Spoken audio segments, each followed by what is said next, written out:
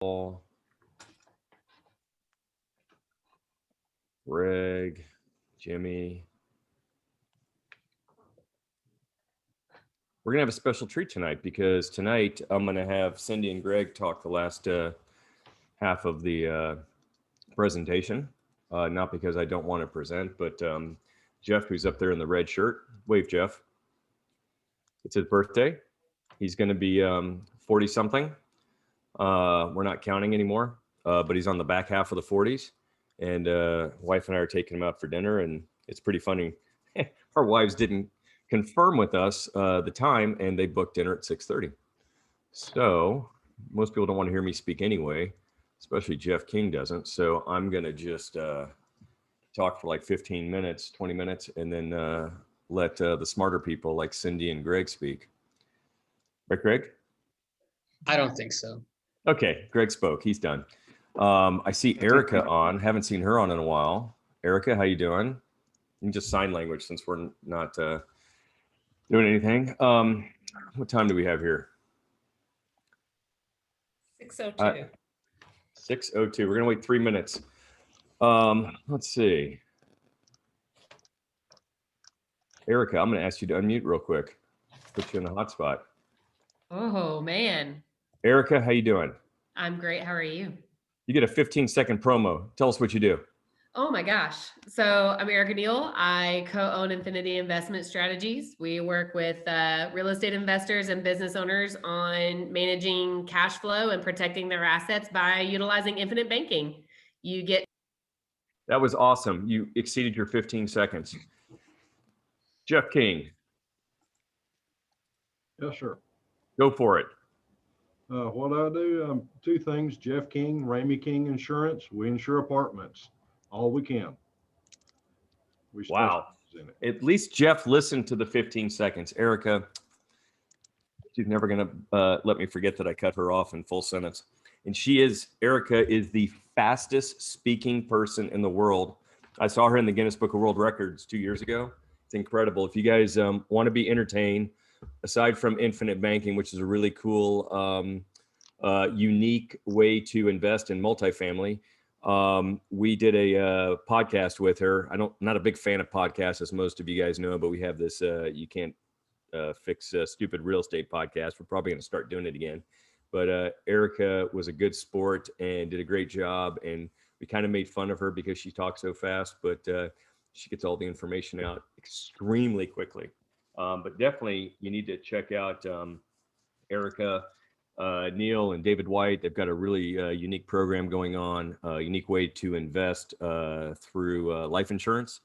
And you kind of kill two birds with one stone. I shouldn't say kill in the same sentence as life insurance. You take care of two birds in one stone. That probably is better. Okay, it's probably 6:05. You guys will keep letting people in. Let's talk about the three main topics. And I'm just going to shrink my screen so I don't have to see.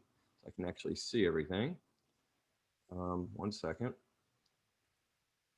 Okay, Rob is going to have the comm on the slideshow. And for some reason, all I see is Jeff King in my rearview mirror, but that's just fine. There we go.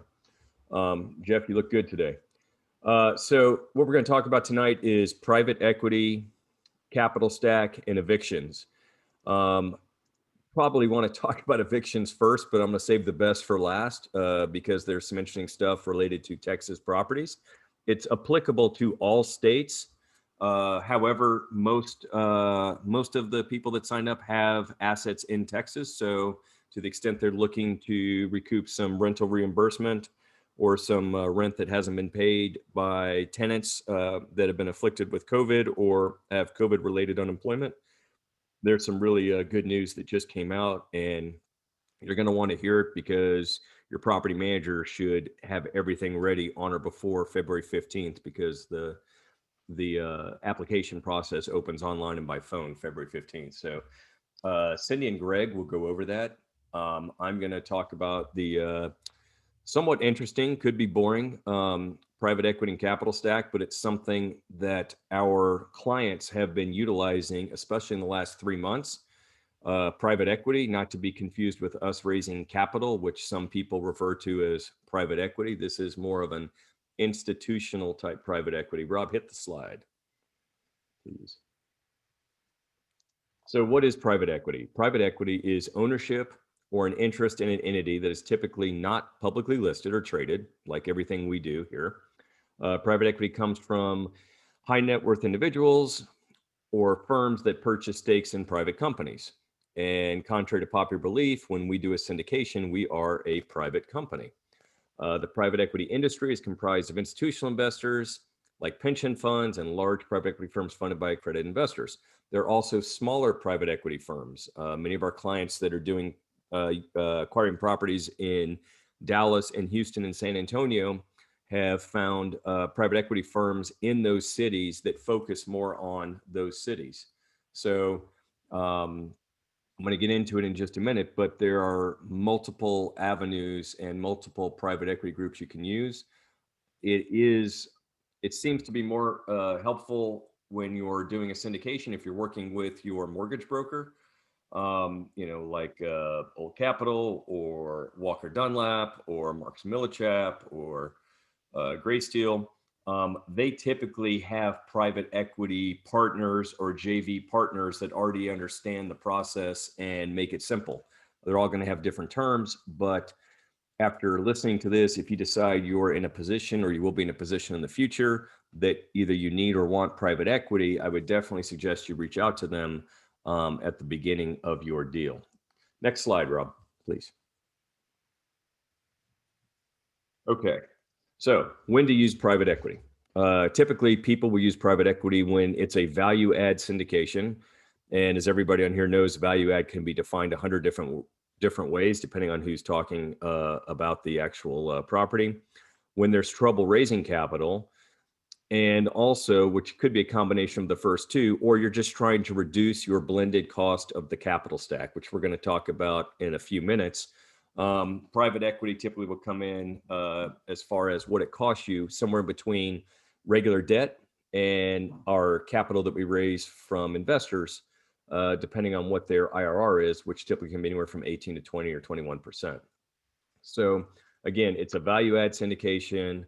If you're having issue raising capital, or you don't want to go out and raise capital, which I'm going to show you in some examples, that's when you might want to look for private equity. Rob, go to the next slide.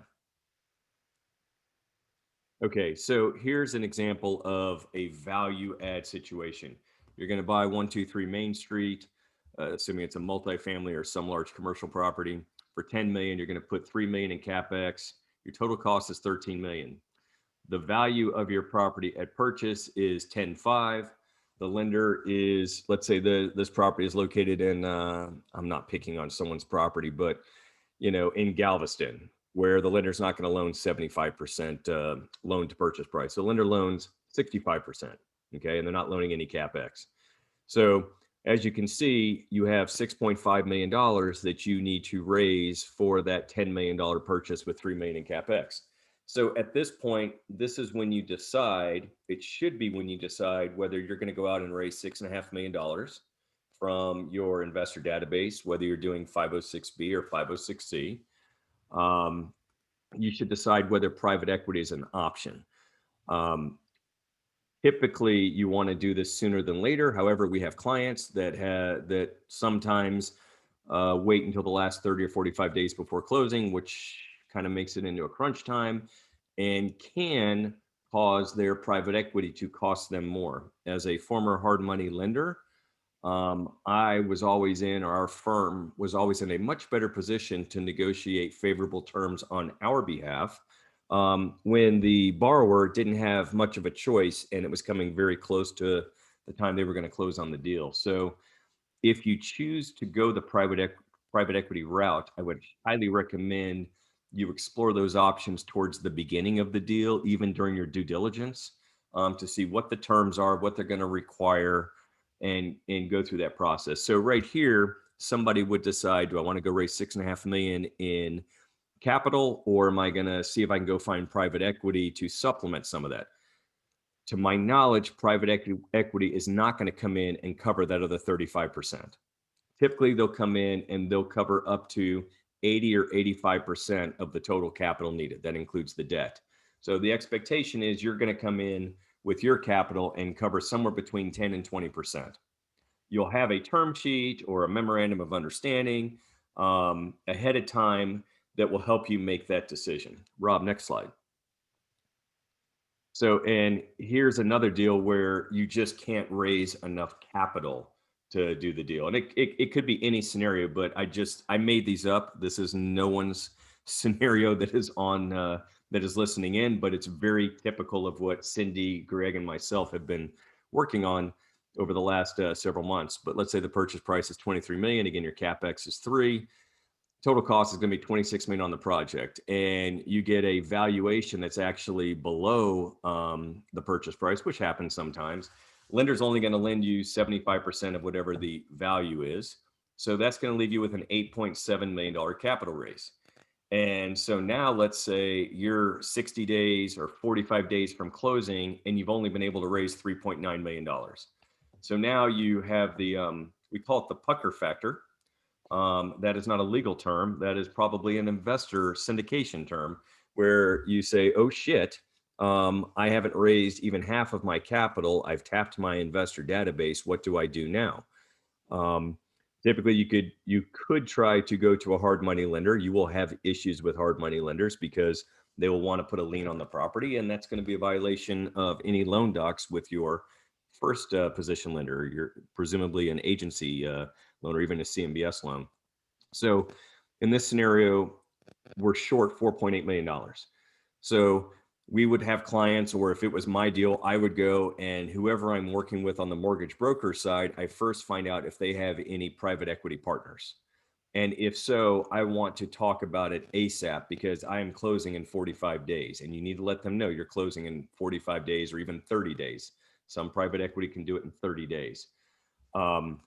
So you're going to go and you're going to talk to your mortgage broker, and if you don't have a mortgage broker that has private equity, reach out to me or reach out to the law firm that's representing you. Typically, we all have contacts and we've seen deals where there've been private equity, so it shouldn't be an issue, but you're going to try to find out what they offer. Okay. We're going to go over some terms in the next slide as to what they offer. And I'm also going to go over the pros and cons of private equity. I know you're going to find it hard to believe that not everything is a pro when you use private equity.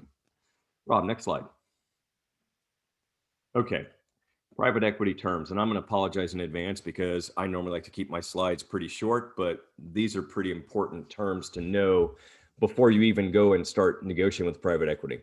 So typically when you have to bring in private equity, it changes the structure of your syndication. This is why as a law firm, we prefer you do it sooner rather than later.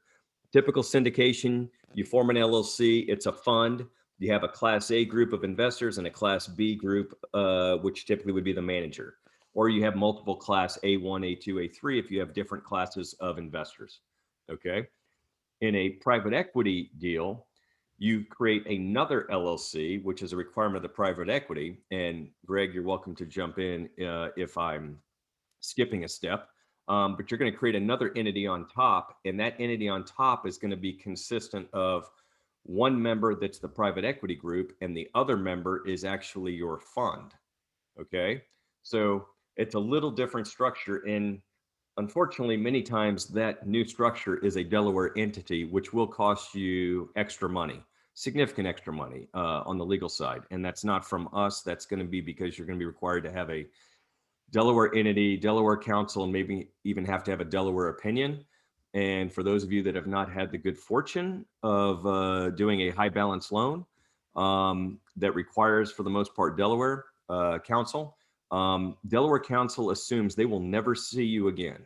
So by saying that, they don't really care about repeat clients, and they're going to charge you 2 to 3 times what you would normally pay for your local counsel or what you're paying for us. We've actually seen a lender's opinion, which is a form document that is provided by Freddie, more than the total cost we charged our client for the real estate and the syndication work.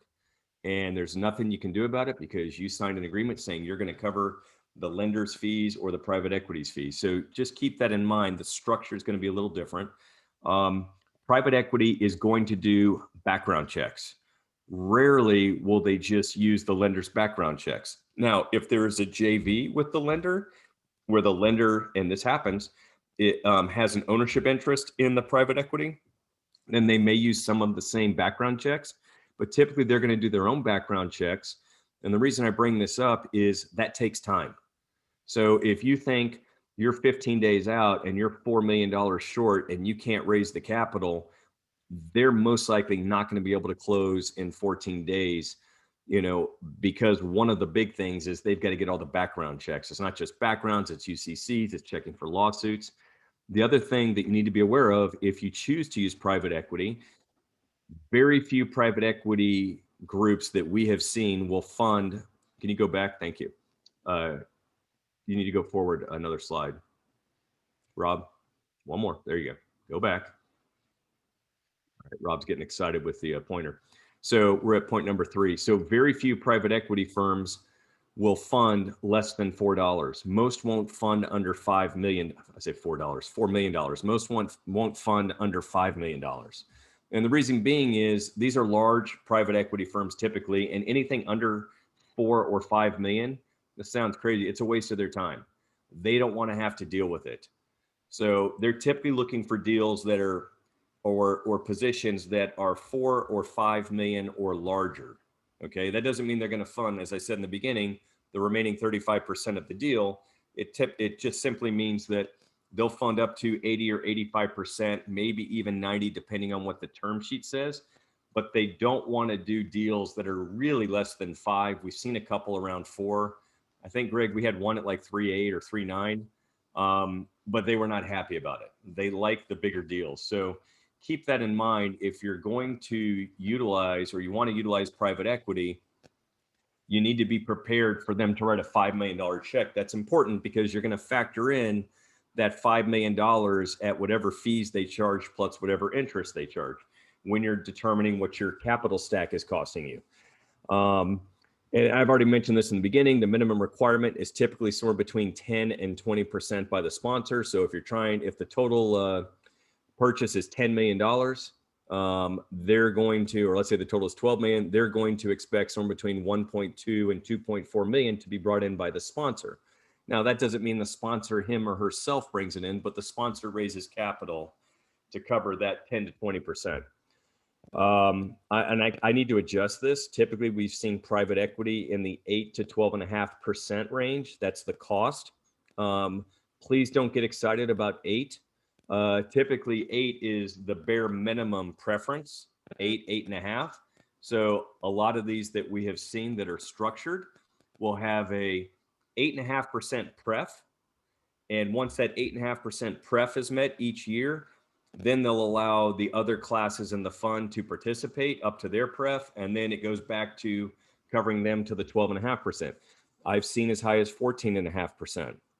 And that's when you have to decide, when you're getting around 14, 15% for private equity, you need to look at what your capital stack, we're going to go over that in a couple minutes, but what your capital stack is actually going to cost you.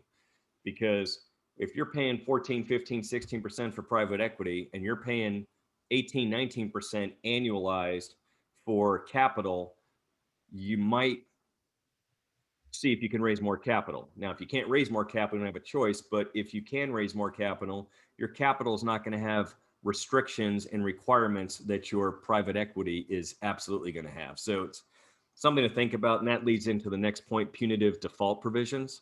You need to be very aware when you're doing a private equity deal. Greg, you can chime in if you think I'm not hitting it right, but I would argue that the punitive default provisions in private equity are probably more onerous than what we see in our general agency loan docs. 100% agree. Yeah, so it seems shocking to people. What people need to understand, private equity is a very pretty name. It's a hard money loan. I don't care what you call it, and there may be some private equity people on here. It's a hard money loan couched as equity. So it's a unique way or a special way to get around violating the due on sale provisions by the agency lender. There's Jeff. By the agency lender. So there's not another lien on the property. So there's not another lien on the property, but because private equity can't put a lien on the property, they make very onerous default provisions. They will have cash collateral accounts where they can sweep the accounts. They, in certain circumstances, can take over the deal. Now that would be as a last case resort.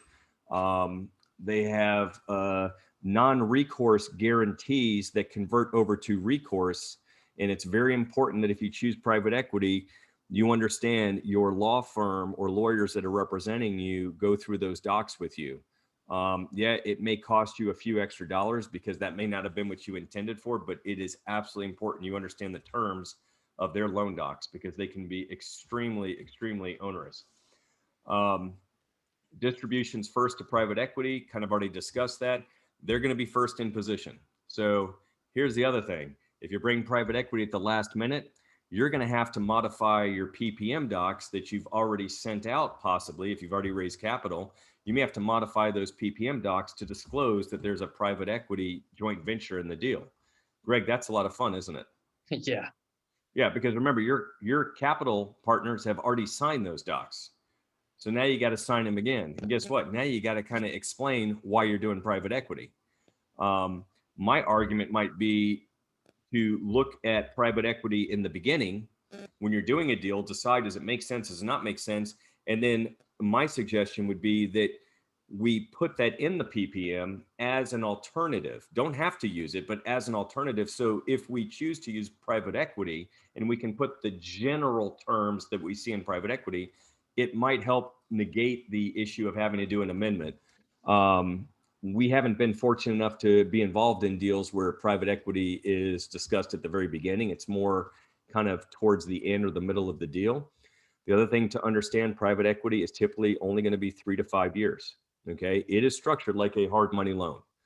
So you need to have an exit strategy to get that private equity paid in 3 to 5 years. And the reason that's important is really the last two terms, the purchase obligation at the end of the term.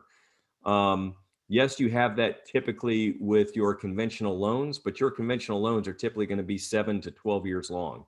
Gives you enough, you're going to have your agency loans. They're going to give you plenty of runway to have opportunities to sell or refinance. In certain circumstances, you may still be stabilizing, or you may be doing some remodeling or rehabbing, updating units in year 3. And if you don't have an extension provision, you got to pay off private equity. It becomes very onerous, and the default provisions are not fun. The other thing is we've seen in several deals that non-recourse, the bad boy, bad girl guarantee. We're all excited when we do Fannie and Freddie because you sign a guarantee and then, well, you're told there's non-recourse. It's really funny, especially first-time borrowers. It's non-recourse, but then they see a 28-page guarantee that they have to sign that really looks like you've signed away your life, but you've only signed your life away under intentional or grossly negligent acts. That's different with private equity. You don't pay, you're going to be converted to a recourse loan. They can go after any or all of you that signed on the private equity. So it's very important to look at the terms of the private equity. Many of them convert from non-recourse to recourse the moment that term is over. So if you are the deepest pockets and you're signing a private equity note, you need to understand, or the private equity guarantee, you need to understand that that is a very realistic situation if you can't sell, if you can't pay off that asset, that private equity loan. Next slide. Okay, so I'm going to go through this fairly quickly, and then I'm going to have Greg take over after this slide. But so I was just talking about the difference between private equity, your conventional financing or your agency financing, and then your equity. So I tried to create a little slide. Actually, Rob helped me with it, but to show the 3 different levels or opportunities to build your capital stack. And again, if you hear that term, capital stack includes debt.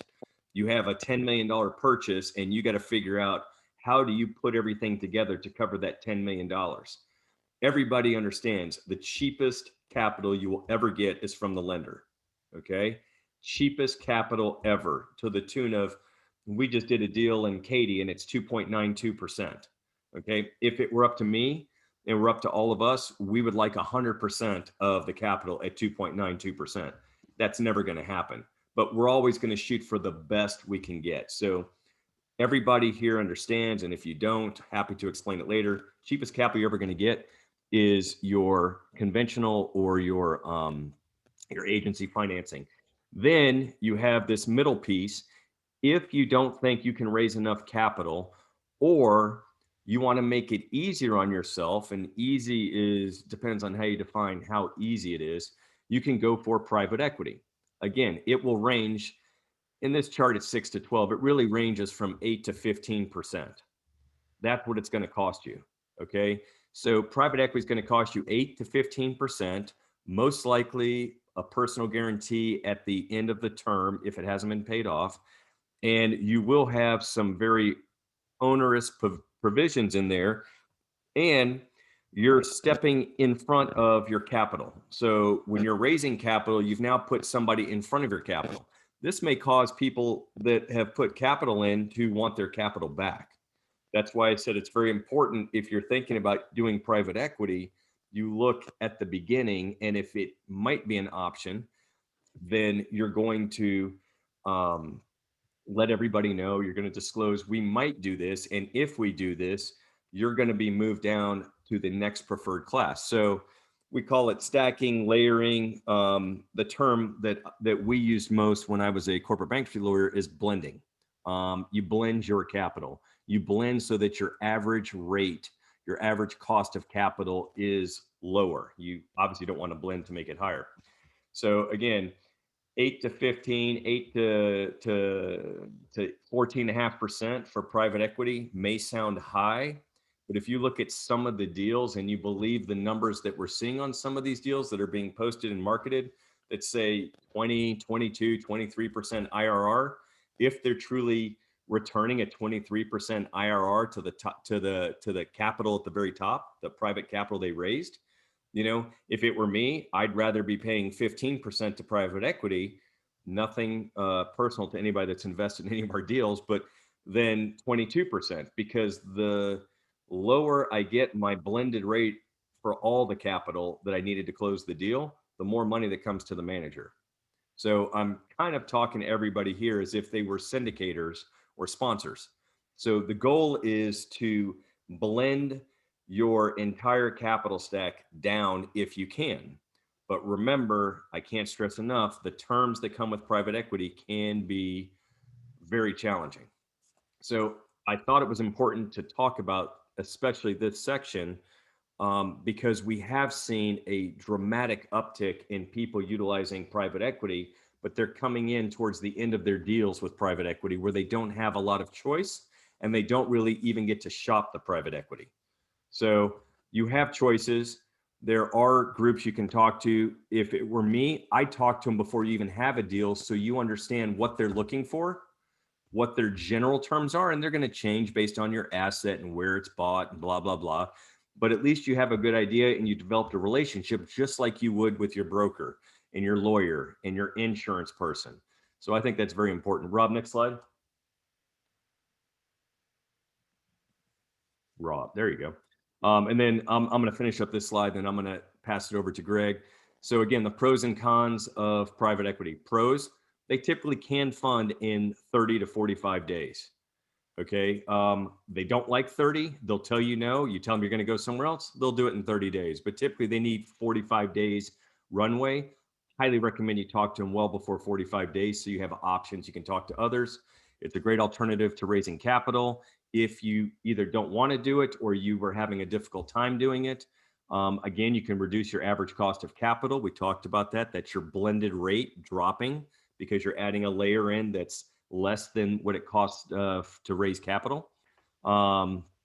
They sometimes will cover some of the supplemental lending proceeds on value add assets. It depends if you have a true value add asset. They may cover some of the rehab or they may not. It depends on who the private equity is. Less capital raise, we just talked about it, and reduce the capital stack. The cons, kind of obvious. They are the preferred return in first position. First position meaning as far as capital gets distributed. So You know, you may be class A with a 10% pref, but if you bring in private equity, their pref is going to get paid first. Greg, we haven't seen a deal where it's any different than that, right? No. You're going to need lender approval. So if they don't have a JV agreement or don't have a relationship with the lender, it's clearly going to make it more difficult. So you're going to want the lender to approve it. Again, goes back to give yourself enough time. You rush the lender, you rush the private equity, you run the risk of delaying the closing, and either you can get the seller that takes advantage of you, or you end up paying more of both. Onerous control and default provisions, we talked about that. Happy to elaborate on those later. If anybody wants a list of those, we can send them to them. They are short term. Private equity is anywhere between 3 and 5 years. I've seen as low as 2. I've seen 4 years plus 2 6-month extensions. Non-recourse turns into recourse. We talked about that. And again, private equity will have their own underwriting requirements. Don't get annoyed or upset if they find things the lender doesn't. They actually may be doing more due diligence than the lender because they have more to risk since they are unsecured. Rob, next slide. All right, Greg, I'm going to let you handle this. This is just an example of how you would do blending, where we simply just show some different examples. Debt costs 3%, private equity 12, syndication is 18, and just depending on what your percentages are, it'll show you at the bottom. I said, Greg, I'll let you do this, and I just talked about it. It'll show you at the bottom kind of where your average is. 6.75 versus 7.2%, your average cost of all of your capital. That doesn't sound like much, but anybody here that's done a syndication, if you can move 0.5% and decrease it from your cost of capital, that goes in your pocket. That's actually a big number.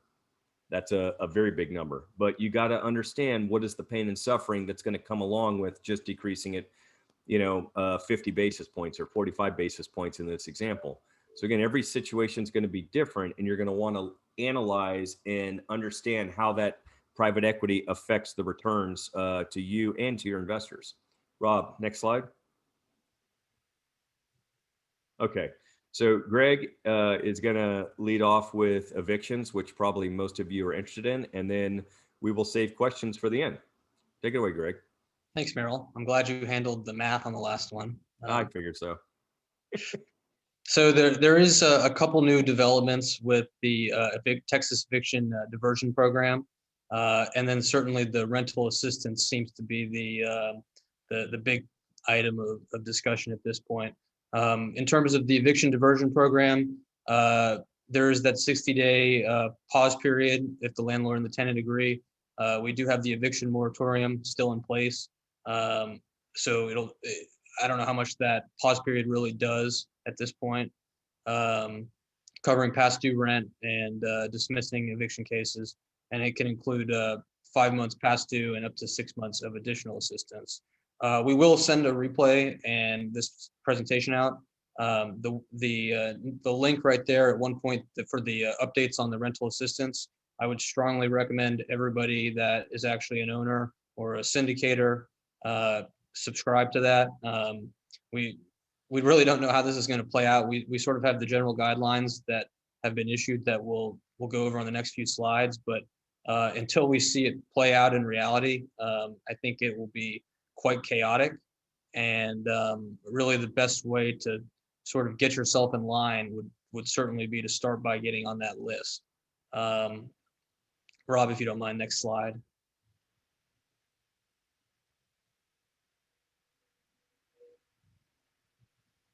So this is the $1.3 billion relief program that seems to be the most optimism for landlords in Texas right now. Like Merrill said, February 15th, 8 a.m. Is when the application process starts. I believe he said that you can do it online and on the phone.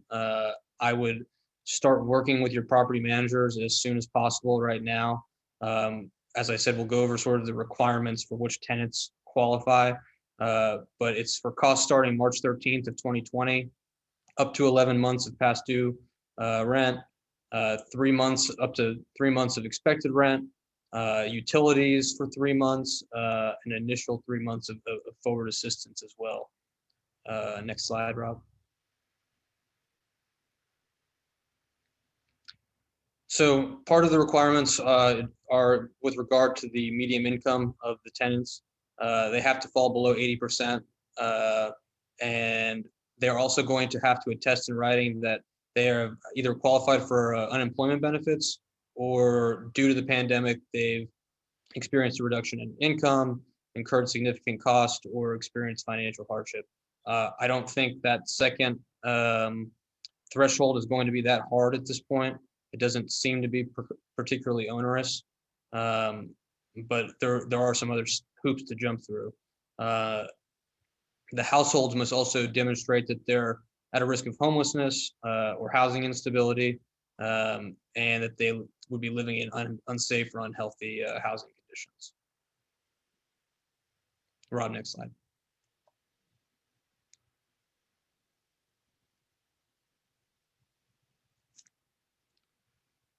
So it looks like the first deadline in terms of when TDHCA is going to get moving on this is the 28th. Obviously, the 15th is when you should start submitting, but it seems like 28th is when the action is actually going to start happening.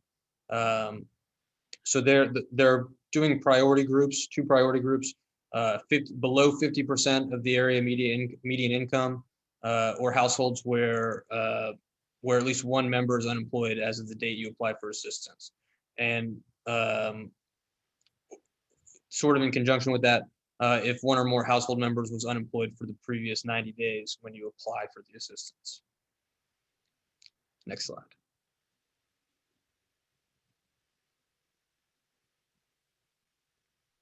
So before I jump into this, we will do a Q&A. Unfortunately, for the private equity, it's certainly something that we've dealt with a lot. So very comfortable answering questions on those. In terms of the landlord and tenant new relief bill, like I said, a lot of it is going to just be chaotic, and it's really unknown until it's going to play out. So happy to answer questions on that the best I can, but at this point, I think it's going to be hard to provide anything with any level of certainty. With regard to this slide, we are offering a 15% off discount to anyone that is on this webinar. So if you just scan that code, and then when you do want to engage us, hopefully, we'll be able to give you that discount.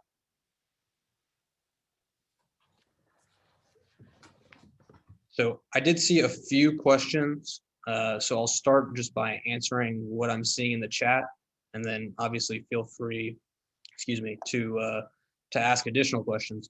One of the questions I'm seeing is, does the sponsor need to disclose PEs involved in the capital raise? And my answer to that would be 100% yes.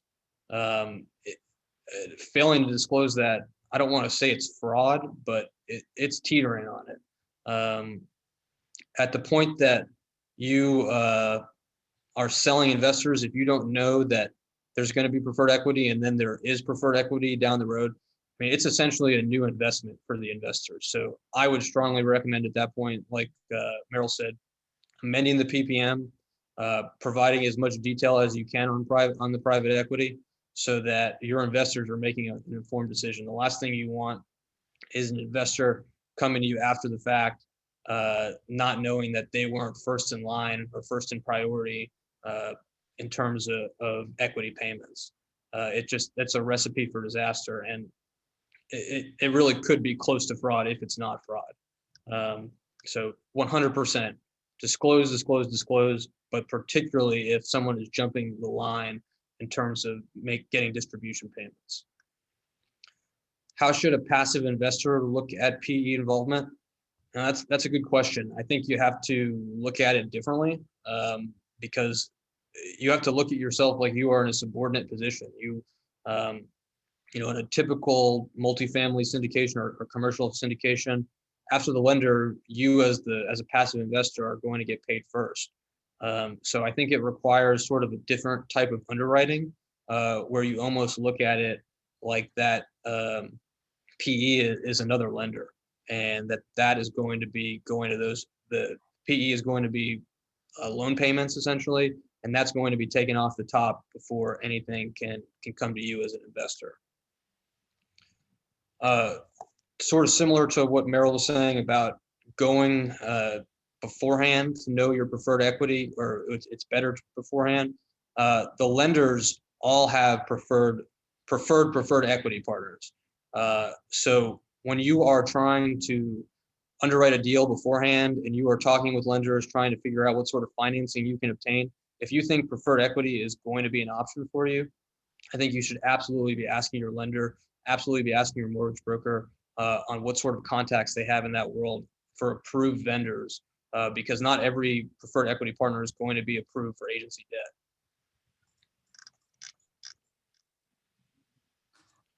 From a passive investor standpoint, what are the pros and cons of PE? Well, the cons are somebody is ahead of you in line to get paid, for one. And two, depending on the default provisions, the sponsor that you thought you were investing with that is in control of the deal, if they're in default to preferred equity can jump in and take over management of the deal. So you might have thought that you were investing with me running the deal, but if I'm in default to preferred equity, it's now preferred equity's deal, and you are going to be relying on them.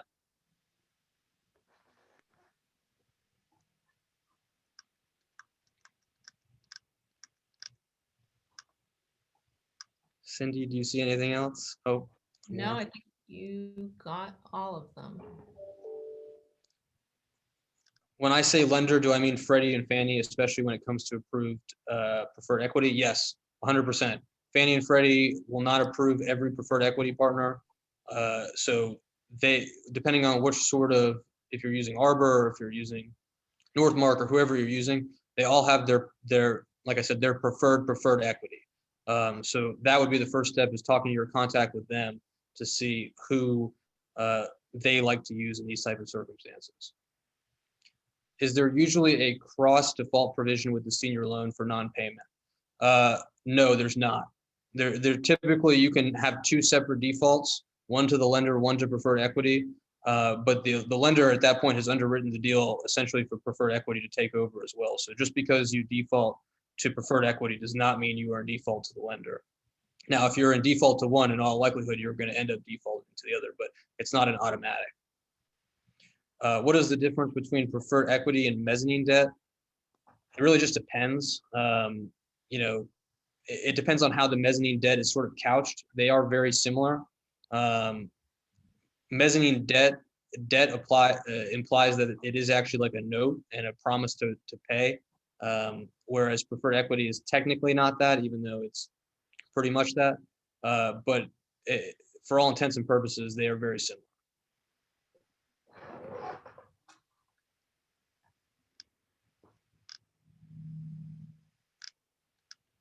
I think you got all of them.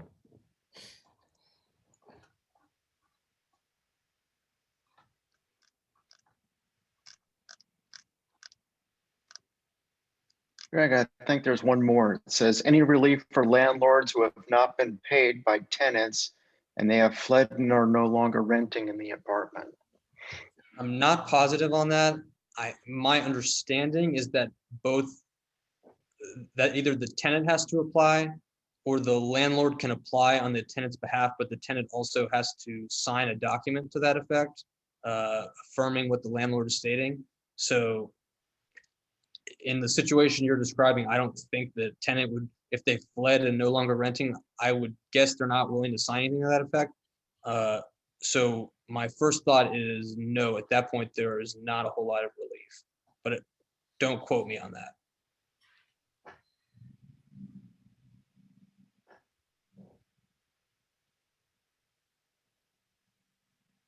Okay, well, I have posted those two links as well as the coupon code if anybody needs that. And we'll also be sending the presentation out tomorrow to everybody that signed up.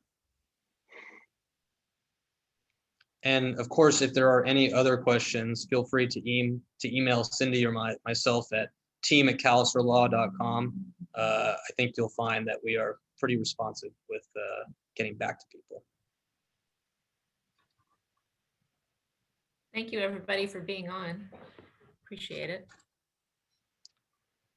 Have a good night, everybody.